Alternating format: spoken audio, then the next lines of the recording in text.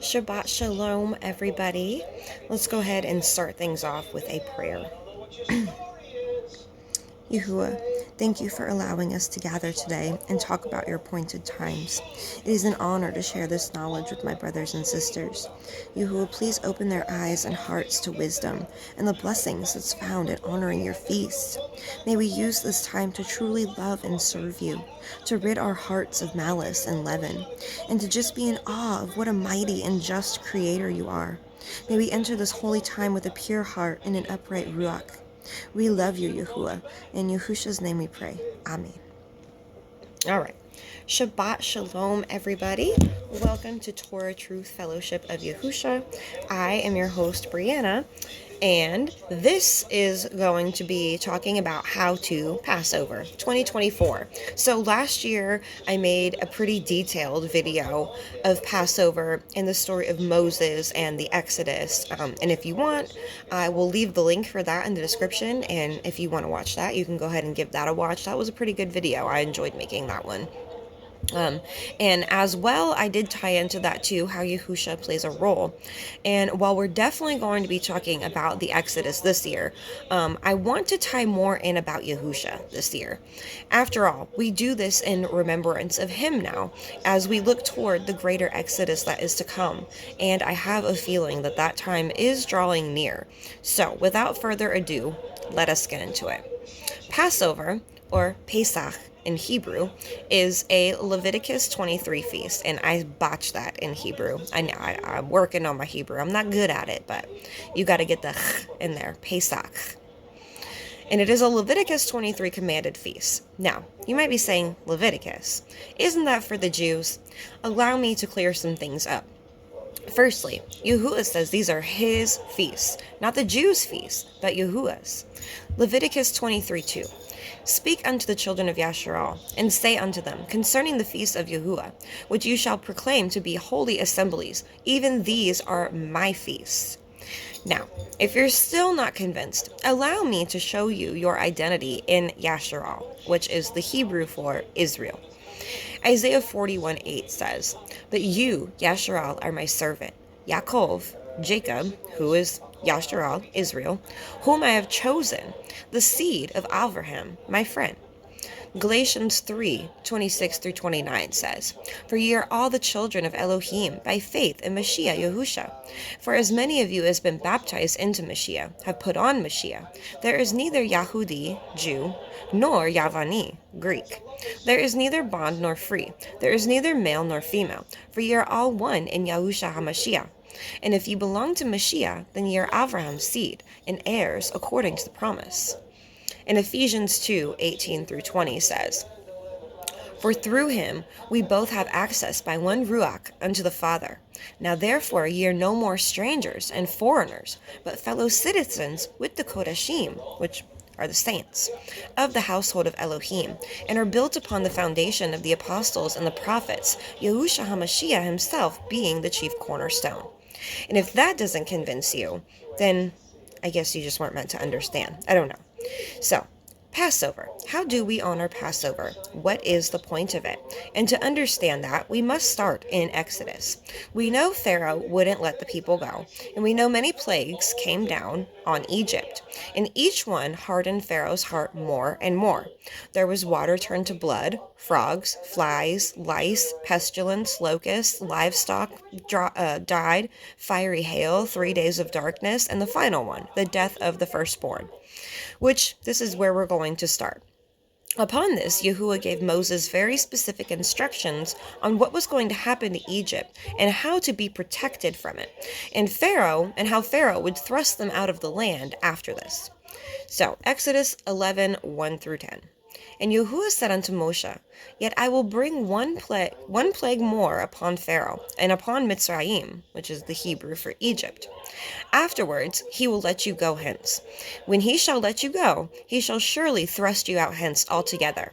Speak now in the ears of the people, and let every man borrow of his neighbor, and every woman of her neighbor, jewels of silver and jewels of gold. And Yahuwah gave the people favor in the sight of the Mitzrayim. Moreover, the man Moshe was very great in the land of Mitzrayim, in the sight of Pharaoh's servants, and in the sight of the people. And Moshe said, Thus says Yahuwah, about midnight I will go out into the midst of Mitzrayim, and all the firstborn in the land of Mitzrayim shall die. From the firstborn of Pharaoh that sits upon his throne, even unto the firstborn of the maidservant that is behind the mill, and all the firstborn of the beasts. And there shall be a great cry throughout the land of Mitzrayim, such as there was none like it, nor shall be like it any more. But against any of the children of Yasharal shall not a dog move his tongue, against a man or a beast, that ye may know that Yahuwah puts a difference between the Mitzrayim, the Egyptians, and Yasharal, the children of Jacob. And all of these your servants shall come down unto me, and bow down themselves unto me, saying, Get you out, and all the people that follow you, and after that I will go out. And he went out from Pharaoh in a great anger. And Yahuwah said unto Moshe, Pharaoh shall not hearken unto you, that my wonders may be multiplied in the land of Mitzrayim. And Moshe and Aaron did all the wonders before Pharaoh, and Yahuwah hardened Pharaoh's heart, so that he would not let the children of Yasharal go out of his land. So Yahuwah told them that he was going to smite the firstborn of the whole land of Egypt. Not one house would be spared from this, from the firstborn of Pharaoh to the firstborn of the slave, all the way down to the firstborn of the animals. No one was safe, except Yasharal, if they obeyed Yahuwah's voice and what he told them to do next. Exodus 12:1. And Yahuwah spoke unto Moshe and Aaron in the land of Mitzrayim, saying, This month shall be unto you the beginning of months. It shall be the first month of the year to you. Firstly, Yahuwah says, This is the first month of the year for you. How do we track the new year? Is it by the luminaries or by the barley? Personally, I like to go on a testimony of 2 or more witnesses, so I go by both. So the spring equinox marks the ushering in of spring, okay? And the luminaries in the sky also show us this. The most prominent constellations seen during this time of year are the fish constellation and the ram constellation. And I'm not going to use their false pagan names that they have been given, but the fish constellation can be seen this time of year, and the ram. And also Ursa Major is a prominent spring constellation as well. So when these constellations begin reappearing in their appointed season and the barley begins to ripen, we know that spring has arrived. Not the first of Abib, but spring, the season, has arrived. So the stars are used for the tracking of seasons and years. So we know that when these constellations return to their appointed place in their appointed time, that the new year is upon us. It is ushering it in. It's not there yet, but it is ushering it in. Genesis 1:14 through 16. And Elohim said, Let there be lights in the expanse of heaven to divide the day from the night, and let them be for signs, and for appointed feasts, and for days and years. And let them be for lights in the expanse of the heavens, to give light upon the earth. And it was so. And Elohim made 2 great lights, the greater light to rule the day, and the lesser light to rule the night. And he made the stars also. And then Jubilees 2:9 says, On the 4th day he created the sun and the moon and the stars, and he set them in the expanse of heaven, to give light upon all the earth, and to rule over the day and the night, and to divide light from darkness. And Elohim appointed the sun to be a great sign on earth for days, and for Sabbaths, and for months, and for feasts, and for years, and for Sabbaths of the years, the Jubilee years, and for Jubilees, and for all seasons of the years. So, the new moon, after these signs, is what marks the first of Abib. The new moon marks the new month. Sirach 43:5 through 8. Great is Yahuwah that made it, and at his commandment runs hastily. He made the moon also to serve in her season, for a declaration of times and a sign of the world.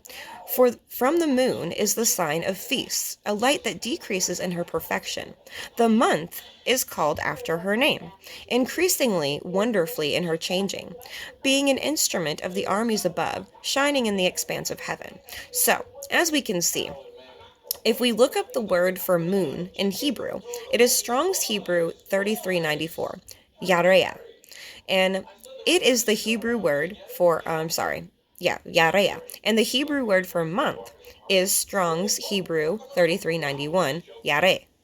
And it originated from the word Yareah. It is month. if you will. And then we have the Hebrew word for new moon, which is Hodesh, and it means new moon or new month, which this year is going to begin either on April 8th or April 9th. We shall see. There is talk that if you look at the eclipse when it's happening, you will be able to see the first sliver of the new moon. So I'm really excited for people. I'm not in the path of totality for this eclipse. Where I'm at, we'll see a partial eclipse. I think it was like 80 to 90%. But we're not in the path of totality. So I'm excited for people to share pictures, because they say in the pictures of this eclipse, you should be able to see the first little sliver of the new moon. So I am excited to see that. So April 9th or April 8th or April 9th is going to be the first of Abib, which will make Pesach, Passover, either on April 22nd or April 23rd. We shall see. So a lot of people argue, too, over what the new moon is. I am not going to have that argument. I have studied it out, and I believe the understanding that I have of it. Though I will say two things about it, though. One thing I've always failed to understand is how no moon is a new moon. That's one thing that has always confused me. Like when the moon is dark. The first sliver of moon, to me, in my opinion, I know opinions don't matter too much, but in my opinion, it makes more sense because the moon is back. It's new again, the moon disappeared and then it comes back and it's new. I don't know. So, number 2 would be to study all things and don't take someone's word for it. Study it out for yourself. So, back to Exodus. Exodus 12, 3-4. Speak ye unto all the assembly of Yahusha, saying, In the 10th day of this month they shall take to them every man a lamb, according to the house of their fathers, a lamb for a house. And if the household be too little for the lamb, let him and his neighbor next to his house take it according to the number of souls. Every man according to his eating shall make your count for the lamb. So, by the 10th of Abib, you need to make sure that you have your lamb. And if you are hosting a dinner, you need to make sure that you have enough lamb to feed everybody who is going to be there. So, I already have my lamb. I went ahead and got it early because previous years have taught me that you need to go get it before everybody else goes to get their Pesach lamb. Exodus 12, 5-6. Your lamb shall be without blemish, a male of the first year. Ye shall take it out from the sheep or from the goats, and ye shall keep it up until the 14th day of the same month. And the whole multitude of the assembly of Yahusha shall kill it in the evening. So your lamb must be without blemish or without spot. And obviously, we don't have much control over this anymore, since everyone being a farmer is a thing of the past. But we can do our best to try and buy meat that is local, or we can try to source meat that has a kosher label on that. So at least then we can know that it is killed according to Levitical practices.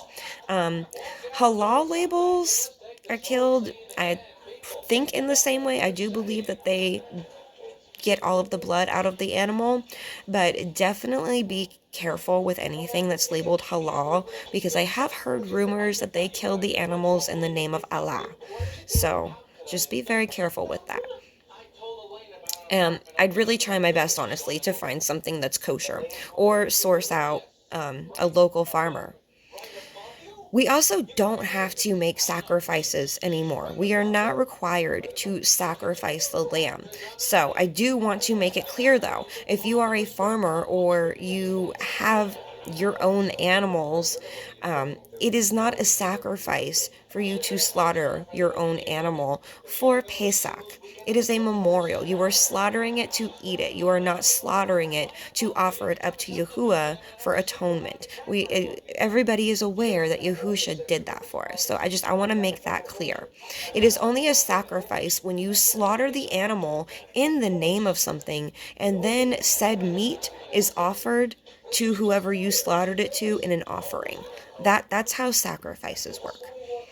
All right, Exodus 12:7.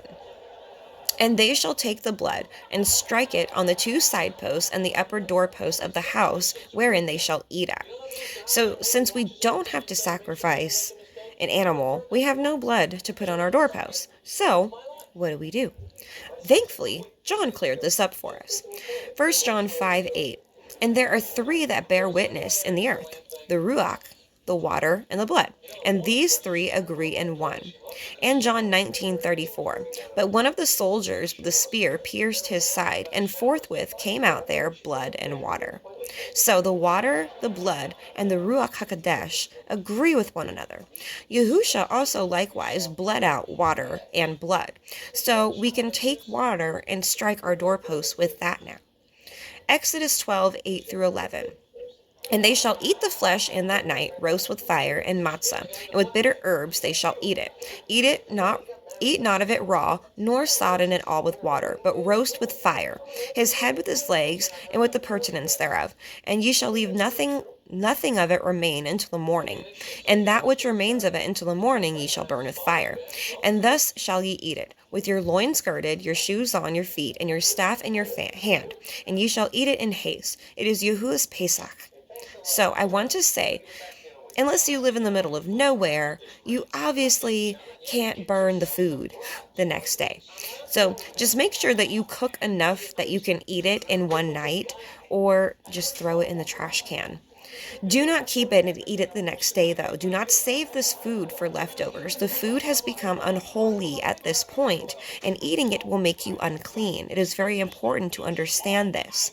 And it says to eat it with your loins girded, your staff in your hand, and eat it in haste, like you're going to have to run for your life afterwards. So, should we still be doing this today? Oh, yes. The day is going to come where the thing that has happened before happens again. The second Exodus. Isaiah 11:15-16. And Yahuwah shall utterly destroy the tongue of the Mitzrayim sea. With his mighty wind shall he shake his hand over the river, and shall smite it in the seven streams, and make men go over dry shod. And there shall be a highway for the remnant of his people, which shall be left from Ashur, like as it was to Yasharal in the day that he came up out of the land of Mitzrayim. Isaiah 35:8-10. And a highway shall be there, and a way, it shall be called the way of holiness. The unclean shall not pass over it, but it shall be for those, the wayfaring men, though fools, shall not err therein. No lion shall be there, nor any ravenous beast shall go up thereon. It shall be not found there, but the redeemed shall walk there, and the ransomed of Yahuwah shall return, and come to Sion, with songs and everlasting joy upon their heads, and they shall obtain joy and gladness, and sorrow, and sighing shall flee away. And another one I would like to show you is Jeremiah 31:7-8. For thus says Yahuwah, sing with gladness for Yaakov, and shout among the chief of nations, publish ye, praise ye, and say, O Yahuwah, save your people, the remnant of Yasharal. Behold, I will bring them from the north country, and gather them from the coasts of the earth, and with them the blind and the lame, and the woman with her child that travails, and her that travails with child together. A great company shall return thither. Now, I would like to show you the same verses from the Septuagint, which is much older than the Masoretic text. Fun fact, the Septuagint was the first Bible to be translated from Hebrew. Now, in the Masoretic, it is Jeremiah 31:7-8, but the chapter breaks in the Septuagint are different. So it is Jeremiah 38:7-8 in the Septuagint. So the Septuagint, Jeremiah 38:7-8. For thus saith Yahuwah to Jacob, rejoice ye, and exult over the head of the nations. Make proclamation, and praise ye. Say, Yahuwah has delivered his people, the remnant of Israel. Behold, I bring them from the north, and will gather them from the end of the earth, to the feast of Passover. And the people shall beget a great multitude, and they shall return hither. Very interesting, and so not a coincidence that they removed this. Exodus 12:12-14. For I will pass through the land of Mitzrayim this night, and will smite all the firstborn in the land of Mitzrayim, both man and beast, and against all the Elohai of Mitzrayim I will execute judgment. I am Yahuwah, and the blood shall be to you for a mark upon the houses where ye are. And when I see the blood, I will pass over you, and the plague shall not be upon you to destroy you when I smite the land of Mitzrayim. And this shall be unto you for a memorial, and ye shall keep it a feast feast to Yahuwah throughout your generations. You shall keep it a feast by an ordinance forever. So, when Yahuwah saw the blood on the houses, the angel of death passed over them. So it is to be kept as a memorial feast for all generations forever. Exodus 12:15 through 17. 7 days shall ye eat matzah. Even the first day you shall put away leaven out of your houses. For whosoever eats chamets, which is yeast, anything with yeast, from the first day until the 7th day, that soul shall be cut off from Yasharal. And in the first day there shall be a holy assembly, and in the 7th day there shall be a holy assembly to you. No manner of work shall be done in them, save that which every man must eat, that only may be done of you. And ye shall guard the feast of matzah. For in this selfsame day I have brought your armies out of the land of Mitzrayim. Therefore ye shall guard this day in your generations by an ordinance forever.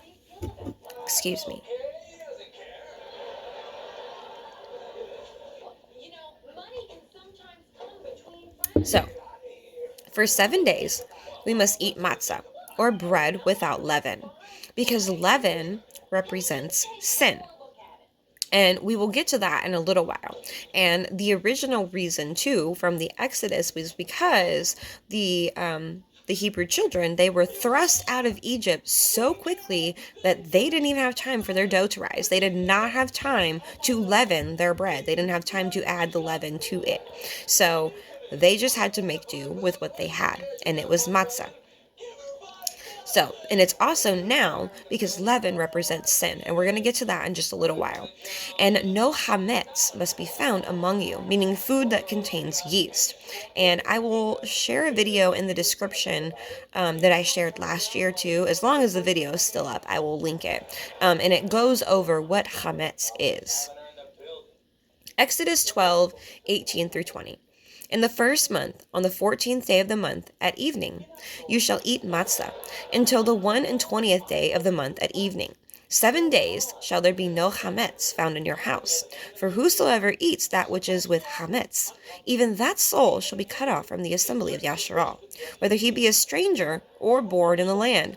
Ye shall eat nothing with chamets. In all your habitations shall ye eat matzah. So in the first month, on the 14th day at evening, meaning at sundown, or as the sun is going down, is when the Pesach meal begins. So, just the very first evening of this feast time is the Pesach. The rest of the feast is the Feast of Unleavened Bread. And that lasts for 7 days, for a total of 8 days. And I will show you that on the calendar to make it make sense. So, from the 14th of Abib at evening to the 21st of Abib at evening is how we celebrate Pesach. So, it goes from evening to evening. So, I will go ahead and show you that now. Let me pull up my calendar really quickly. So, let me show you. Can I make this bigger? There we go. Okay. Around. All right, so let's say it starts on the 8th. Let's say Abib starts on April 8th this year. Okay, so, or let's say let's say Pesach starts on the 22nd this year. Okay, so from this evening to this evening is 1 day. Okay, and then from this evening to this evening is 2 days, and from this evening to this evening is 3 days. From this evening to this evening is 4 days. From this evening to this evening is 5 days. From this evening to this evening is 6 days. And from this evening to this evening is 7 days. And this begins the 7th day. This ends the 7th day. So for a total of 8 days. So Pesach is just the first day. And then you got 1, 2, 3, 4, 5, 6, 7 days of unleavened bread. And the whole evening to eat is what makes it. Even I honestly, I think I just confused myself just now, to be honest. I even still get confused over this. It is a very confusing concept to learn when it's not what you were, how you were raised to start a day. It's so very different for us. So, like, trying to break that mindset is really hard, especially, like, when you're a mom and you kind of have to keep up with the time that we're in because events and appointments and things like that. So it gets, I even confuse myself. So give me just a second. Let me get back to where I was.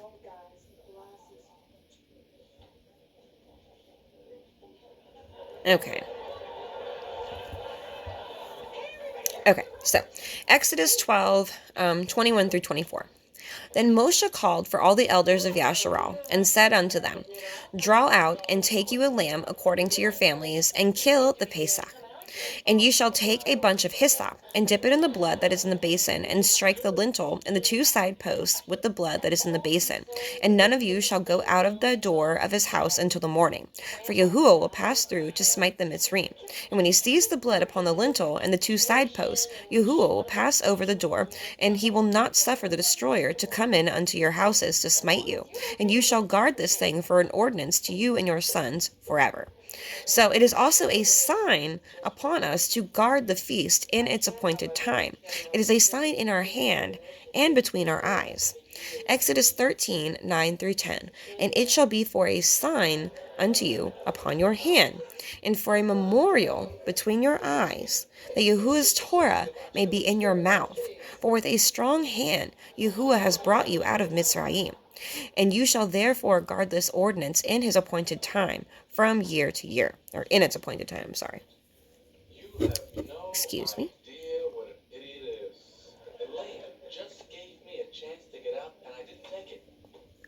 So, now that we understand why Passover and the Feast of Unleavened Bread began in the first place, and how we are supposed to honor this appointed time, we are going to dive into the prophecy that was fulfilled by Yahusha. Starting with the fact that Yahusha was honoring Pesach the night he was arrested. Luke 22:15. And he said unto them, With desire I have desired to eat this Pesach with you before I suffer. And next it says the lamb was supposed to be without spot or blemish. Exodus 12:5. Your lamb shall be without blemish, a male of the first year, and ye shall take it out from the sheep or from the goats. Likewise, Yahusha was the lamb without spot or blemish. 1 Peter 1:18 through 19. For as much as ye know that ye were not redeemed with corruptible things, as silver and gold, from your vain conversion received by tradition from your fathers, but with the precious blood of Mashiach, as a lamb without blemish and without spot. Exodus 12:7. And they shall take the blood and strike it on the two side posts and the upper doorposts of the houses wherein they shall eat. We previously talked about this with 1 John. The water and the blood and the Ruach HaKodesh. This is also why we drink the red wine, as a memorial of Yahusha's blood that was shed for us. Luke 22:20. Likewise, also the cup after the supper, saying, This is the renewed covenant in my blood, which is shed for you. Exodus 12:8. And they shall eat the flesh in that night, roast with fire and matzah, and with bitter herbs they shall eat it. The matzah represents Yahusha's sinless body, as leaven represents sin, his body, and it also represents false doctrine as well. His body was pierced and broken for us, and he broke the unleavened bread, and he said, Do this in remembrance of me, thus bringing a new memorial to Pesach aside from the Exodus. Isaiah 53:5. But he was wounded for our transgressions, he was bruised for our iniquities. The chastisement of our peace was upon him, and with his stripes we are healed. Psalms 22:16. For dogs have compassed me, the assembly of the wicked have enclosed me, they have pierced my hands and my feet. Luke 22:19.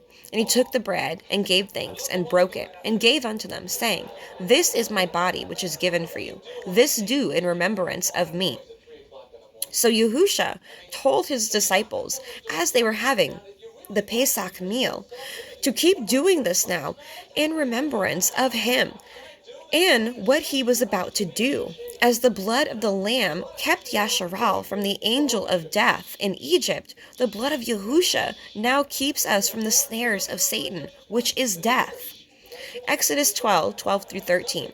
For I will pass through the land of Mitzrayim this night, and will smite all the firstborn in the land of Mitzrayim, both man and beast, and against all the Elohai of Mitzrayim I will execute judgment. I am Yahuwah, and the blood shall be to you for a mark upon the houses where ye are. And when I see the blood, I will pass over you, and the plague shall not be upon you to destroy you, when I smite the land of Mitzrayim. In Revelation 12:10 through 11. And I heard a loud voice saying in heaven, now is come Yeshua, salvation, and strength, and the kingdom of our Elohim, and the power of his Mashiach. For the accuser of our brethren is cast down, which accused them before our Elohim day and night. And they overcame him by the blood of the Lamb, and by the word of their testimony, and they loved not their lives unto death. Revelation 7:14 through 15. And I said unto him, Sir, you know. And he said unto me, These are they which came out of the great tribulation, and have washed their robes, and made them white with the blood of the Lamb. Therefore they are before the throne of Elohim, and they serve him day and night in his temple, and he that sits on the throne shall dwell among them. Now, before we dive more into prophecy and talk about the crucifixion, I want to ask, did Yahusha command that we do this? Or was it merely a suggestion? Well, what does the scripture say? John 6:53 through 57. Then Yahusha said unto them, Amen, amen, I say unto you, except ye eat the flesh of the Son of Adam, and drink his blood, ye have no life in you. Whoso eats my flesh and drinks my blood has eternal life, and I will raise him up at the last day. For my flesh is meat indeed, and my blood is drink indeed. He that eats my flesh and drinks my blood dwells in me, and I in him, as the living Father has sent me, and I live in the Father, so he that eats me, even he shall live by me. Yahusha said that unless we partake in his flesh, which is the lamb and the unleavened bread, and drink his blood, the wine, that we will not gain eternal life. It is a sign between us that we dwell in him, and he in us, that we are partakers in him. He honored Pesach in its appointed time. His Last Supper was the Pesach meal. He did not break his Father's commandments, and he told his disciples to keep doing this in remembrance of him. So, shouldn't we keep doing it then? Are we not supposed to be doing the things that he did? Are we not told to walk as he walked? 1 John 2:6. He that says he abides in him ought himself also so to walk, even as he walked. So, now, let's get into the crucifixion. Exodus 12:46. In one house shall it be eaten. You shall not carry forth aught of the flesh abroad out of the house, neither shall you break a bone thereof. And it says, when you sacrifice the Pesach lamb, to not break a single bone. That was prophetic. Psalms 34:20. He guards all his bones, not one of them is broken. John 19:36. For these things were done, that the scripture should be fulfilled. A bone of him shall not be broken. Luke 22:21 through 22. But behold, the hand of him that betrays me is with me on the table, and truly the son of Adam goes as it was determined, but woe unto that man by whom he is betrayed. Yahusha then admits that he knows who betrayed him, which was prophesied as well. Psalms 41:9. Yea, my own familiar friend, in whom I trusted, which did eat of my bread, has lifted up his heel against me. Psalms 55:12 through 14. For it was not an enemy that reproached me, then I could have borne it. Neither was it he that hated me, that did magnify himself against me. Then I would have hid myself from him. But it was you, a man my equal, my guide, my acquaintance. We took sweet counsel together, and walked unto the house of Elohim in company. And Luke 12. What is going on here? Hold on, guys. Having technical difficulties. Give me just a moment.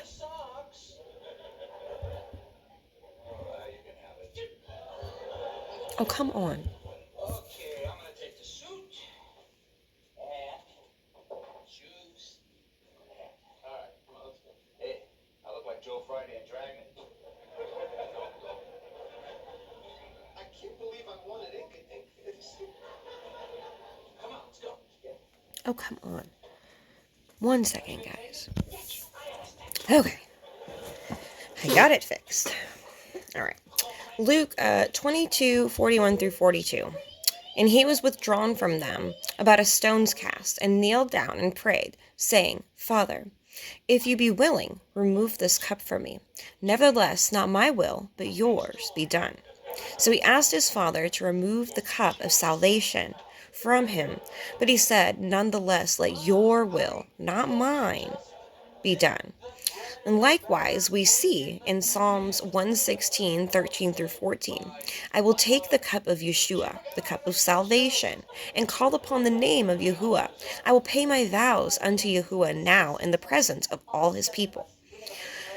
And at that point in time, the children of Jacob, they were all of Yahuwah's people. The other nations didn't really start joining in until the disciples went out and oh my gosh, excuse me, what is wrong with me tonight? Until the disciples started going out and preaching the word to the world. Luke 22:52 through 54. And Yahusha said unto the chief priests and captains of the temple, and the elders which were come to him, Be ye come out, as against a thief, with swords and staves. When I was daily with you in the temple, you stretched forth no hands against me. But this is your hour, and the power of darkness. And they took him, and led him, and brought him into the high priest's house. And Kepha, Peter, followed afar off. Psalms 2:1 through 2. Why do the heathen rage, and the people imagine a vain thing? The kings of the earth set themselves, and the rulers take counsel together against Yahuwah and against his Mashiach. So it was also prophesied that would happen. Pilate then began to question Yahusha the next morning, to which Yahusha did answer, as prophesied.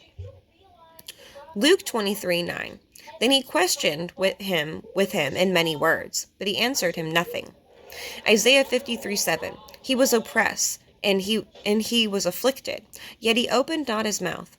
He is brought as a lamb to the slaughter, and as a sheep before her shearers is dumb, so he opened not his mouth. And he was falsely accused. Luke 23:10. And the chief priests and scribes stood and vehemently accused him. Psalms 27:12. Deliver me not over to the will of my enemies, for false witnesses are risen up against me, and such as breathe out cruelty. He was buried with the rich and numbered among the transgressors, even though he was sinless, and in him was found no deceit. Luke 23:32 through 33. And there were also 2 other criminals led with him to be put to death. And when they were come to the place, which is called Calvary, they crucified him and the criminals, one on the right hand and the other on the left. Isaiah 53:9. And he made his grave with the wicked, and with the rich in his death, because he had done no violence, neither was any deceit found in his mouth. And 1 Peter 2:22 says, Who did no sin, neither was guile found in his mouth. So 2 things are fulfilled here next. First, Yahusha makes intercession for those who mock him, and people start dividing up his garments and casting lots. Luke 23:34. Then Yahusha said, Father, forgive them, for they know not what they do. And they parted his raiment and cast lots. Isaiah 52:12. Therefore will I divide him a portion with the great, and he shall divide the spoil with the strong, because he has poured out his soul unto death, and he was numbered with the transgressors, and he bore the sin of many, and made intercession for the transgressors. Psalms 22:18. They part my garments among them, and cast lots upon my vesture. Luke 23:35 through 39. And the people stood beholding, and the rulers also with them derided him, saying, He saved others, let him save himself, if he be Hamashiach, the chosen of Elohim. And the soldiers also mocked him, coming to him and offering him vinegar, and saying, If you be the king of the Yahudim, the Jews, save yourself. And a superscription also was written over him in the letters of Yavani, Greek, and Latin, and Ivrit, Hebrew.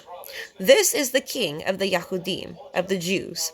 And one of the criminals which were hanged railed on him, saying, If you be Hamashiach, save yourself and us. They began mocking him, and he complained of being thirsty. So they gave him wine mixed with gall to drink. And if you don't know what that is, it is poison. They gave him poison to drink.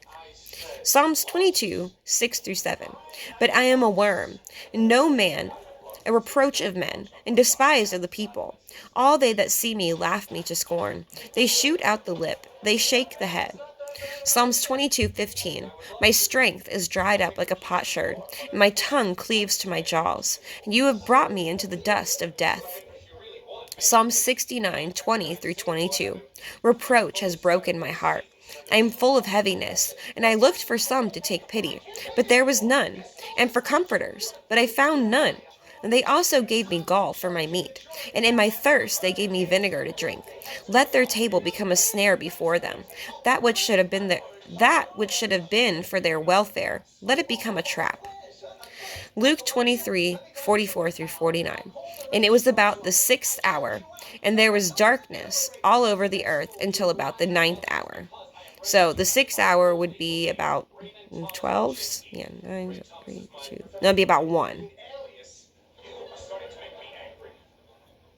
So, yeah, it'd be about 1. 12, 1, somewhere in there, because the 9th hour is 3 p.m. So there was from the 6th hour to the 9th hour, there was darkness. And the sun was darkened, and the veil of the temple was rent in the midst. And when Yahusha cried with a loud voice, he said, Father, into your hands I commend my ruach. And having said thus, he gave up his ruach. Now, when the centurion saw what was done, he glorified Elohim, saying, Certainly this was a righteous man. And all the people came together to that sight, beholding the things which were done, smote their breasts, and returned. And all his acquaintance and the women that followed him from Galilee stood far off, beholding these things. So, at about 3 p.m., Yahusha takes his last breath, which is very interesting because at 3 p.m. is about the same time as well that they would go and slaughter the Pesach lamb. And he spent about 6 hours total on the crucifixion post before he died. And before he dies, he cries out to his Father, In your hands I commit my ruach. And all of his friends were far off in the distance watching. Psalms 31:5 says, Into your hand I commit my ruach. You have redeemed me, O Yahuwah El of truth. And Psalms 38:11 says, My lovers and my friends stand aloof from my sore, and my kinsmen stand afar off.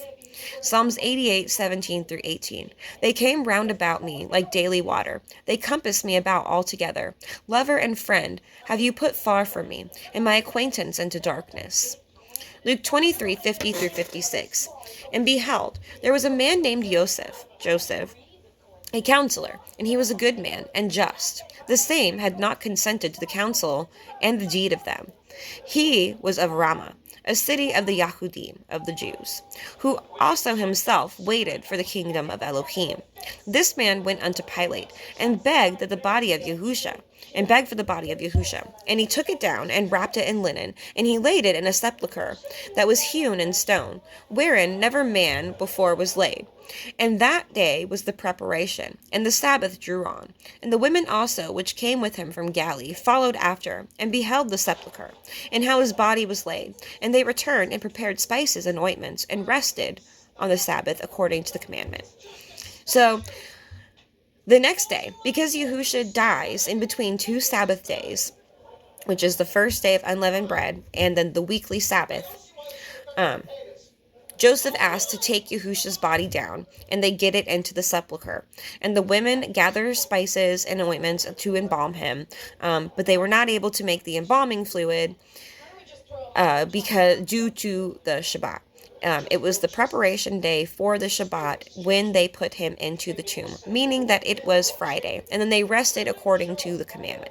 So the next day after the Shabbat, Mary Magdalene came to the tomb to find the stone rolled away, and Yahusha is already gone.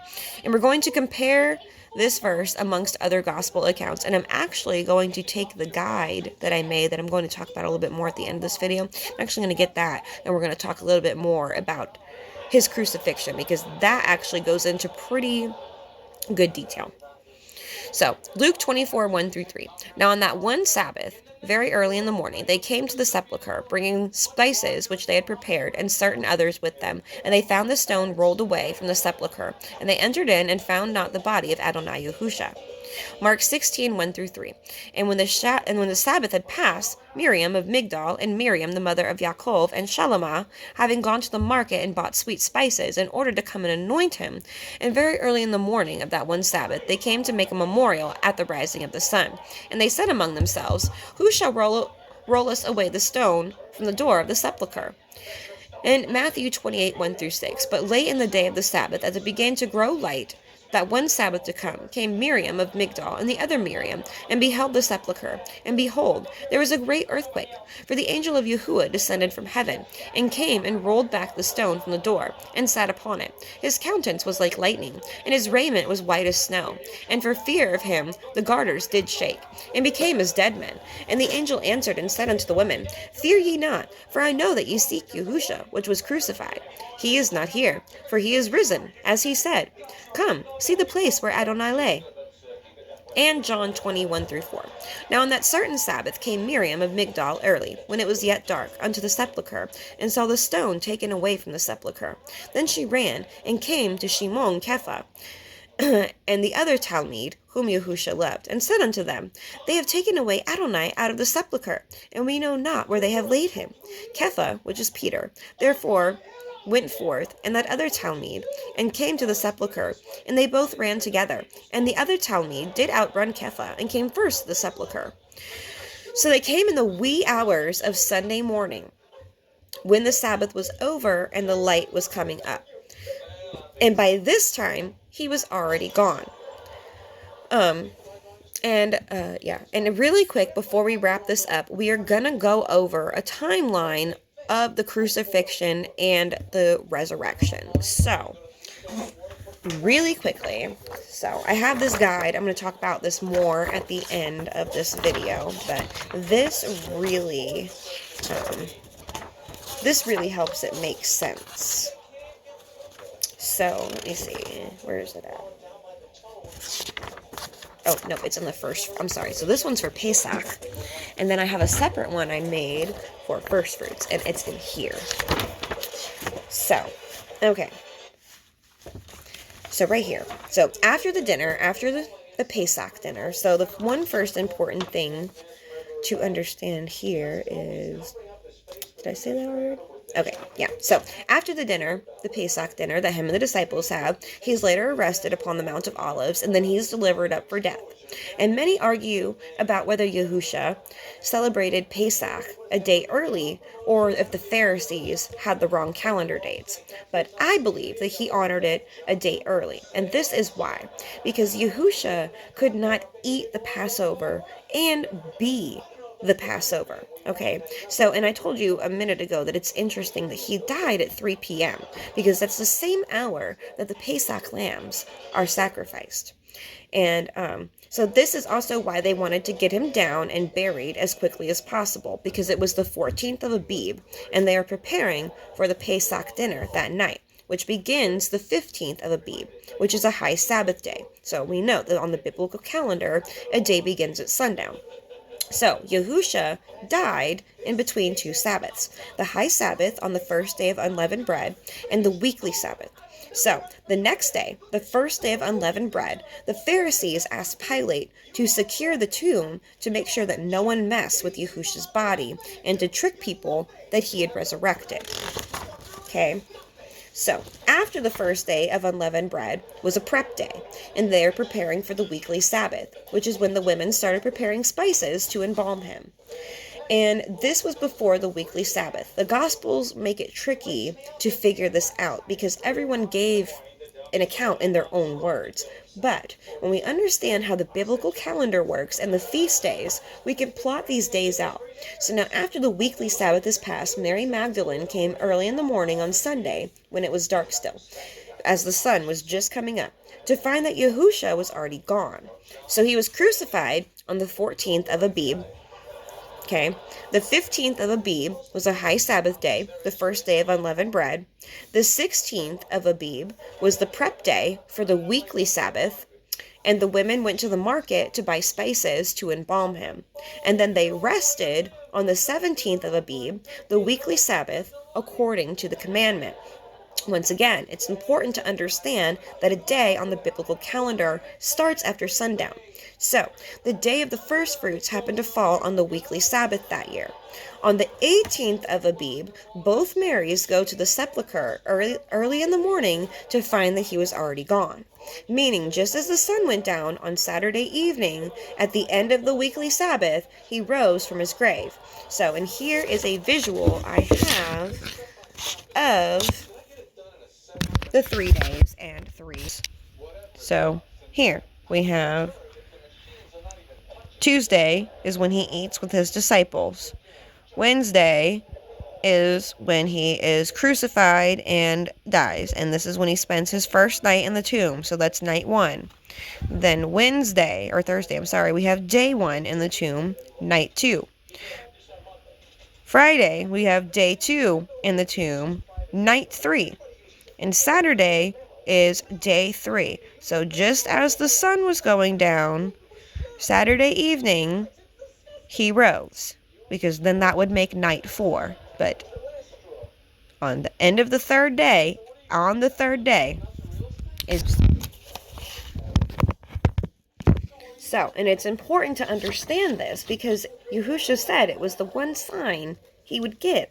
It was the sign of the prophet Jonah. For as he was 3 days and 3 nights in the fish's belly, so shall the Son of Adam be 3 days and 3 nights in the heart of the earth.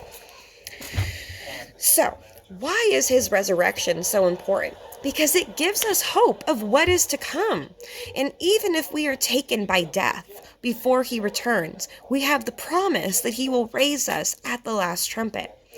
1 Peter 1:3. Blessed be the Elohim and Father of our Adonai, Yahusha HaMashiach, which according to his abundant mercy has begotten us anew unto a lively hope by the resurrection of Yahusha HaMashiach from the dead. 1 Peter 1:21. Who by him do believe in Elohim, that raised him up from the dead and gave him glory, that your faith and hope might be in Elohim. Titus 1:1-2.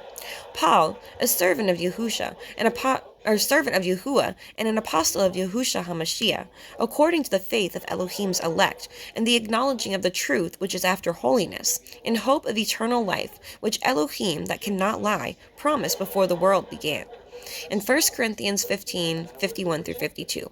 Behold, I show you a mystery.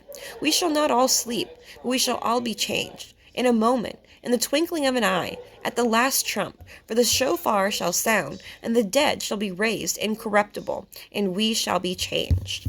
And actually, I want to talk a little bit more about how important his resurrection is, because...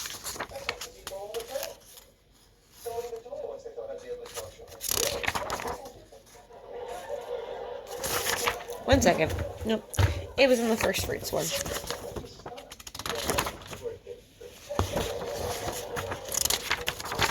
So, okay, really quickly, I want to talk about this as well. This is in my guide from First Fruits. So, after being in the heart of the earth for 3 days and 3 nights, just as prophesied, the son Adam revived, giving us the hope of being revived as well. 1 Peter 1:3, and I actually just read that. And Hosea 6:2 also says, after 2 days he will revive us, and the 3rd day he will raise us up, and we shall live in his sight. And this is so important because Yahusha made a promise to give us eternal life and to resurrect us on the last day as well. John 6:44, no man can come to me except the Father which has sent me draw him, and I will raise him up at the last day. In John 6:54, whoso eats my flesh and drinks my blood has eternal life, and I will raise him up at the last day. So it is very important that we are partaking in the Pesach meal. Paul also teaches on this subject when he referred to Yahusha as the first fruits to resurrect from the dead. And he also further explains that when Yahusha returns, those he resurrects in the first resurrection, they are the first fruits belonging to Yahuwah. And John teaches on this as well in the book of Revelation. 1 Corinthians 15:22 through 23. For as in Adam all die, even so in Mashiach all shall be made alive, but every man his own order. Mashiach, the firstfruits, and afterwards they that are Mashiach's at his coming. Revelation 20:6. Blessed and holy is he that has part in the first resurrection. On such the second death has no power, but they shall be priests of Elohim and of Mashiach, and shall reign with him 1,000 years. Revelation 14:4.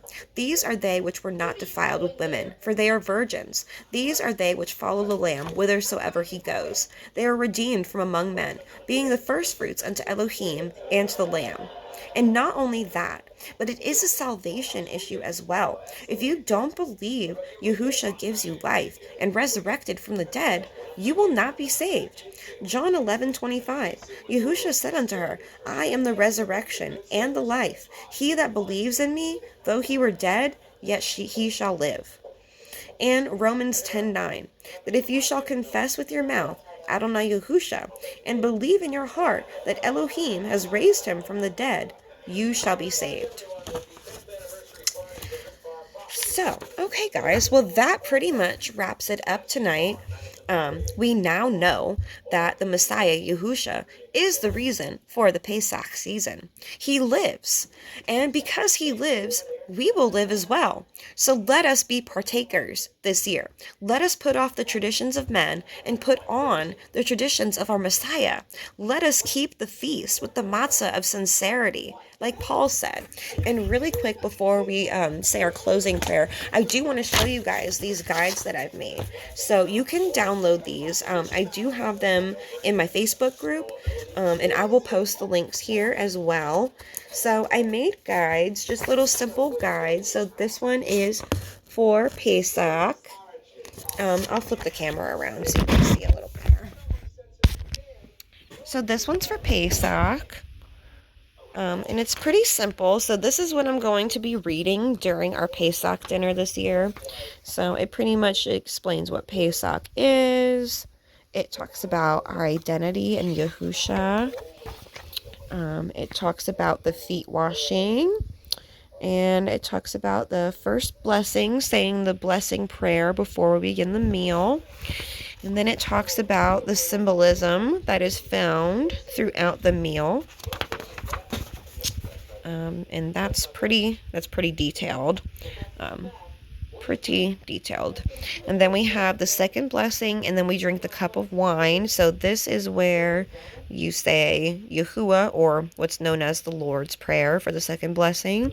And then you partake in the wine, which Yahusha says was his blood. And it talks about that as well. And then it also talks about the future prophecy of Passover. And then it talks about how to close the service and the final blessing to say. Oops. So the final blessing here, it is I put, if you can either end the service with a prayer, like having someone lead a prayer, or you can just have silent prayer, or you can read Sirach 51, 1 through 22. And then also we have one as well for the day of first fruits, which is the day of the resurrection.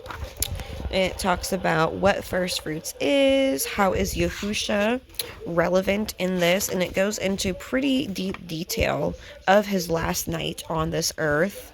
Like, I really broke that down. It goes into deep detail on his crucifixion and all the dates and everything. There's a chart to go with it. And then it talks about the importance of his resurrection. And the last page talks about counting the Omer and how to reach the day of Shavuot, or Pentecost. So, and the thing I wanted to mention was my curriculum that I have made. If you haven't seen my curriculum, I will also link the video for that. That is done now. It is a Torah curriculum. It has daily Torah portions. It has weekly parshas. It has weekly memory verses. And I have also created worksheets to go along with it that are based on grade level. There are memory verse worksheets to go along with the memory verse. There is coloring sheets for pre-K to first grade. Second through fifth grade has response sheets, and then 6th through 12th grade has like comprehension sheets. And I will leave the link for that for my website if you want to download that. And I will leave the links for both of those two guides if you would like to download those and use those for your family. And I will also leave the link for the video that explains what Chamets is. So, all right, let's go ahead and close this up with a prayer, you guys. Oh, let me get these glasses off. All right. Yahuwah, thank you for allowing me to share this important appointed times of yours. I pray that your children seek you earnestly, and let us enter this time with meekness and sincerity. Refine our hearts, Abba, and let us be baptized in your Ruach, and let us remember and honor your Son, Yahusha HaMashiach, who gave his life so that we may have a more abundant life. And we thank you, Yahuwah, for giving your only Son for us, and keep guiding us in what pleases you. Draw us near as we draw near to you. In Yahusha's name we pray. Amen. All right, everybody. Enjoy the rest of your Shabbat and Shalom.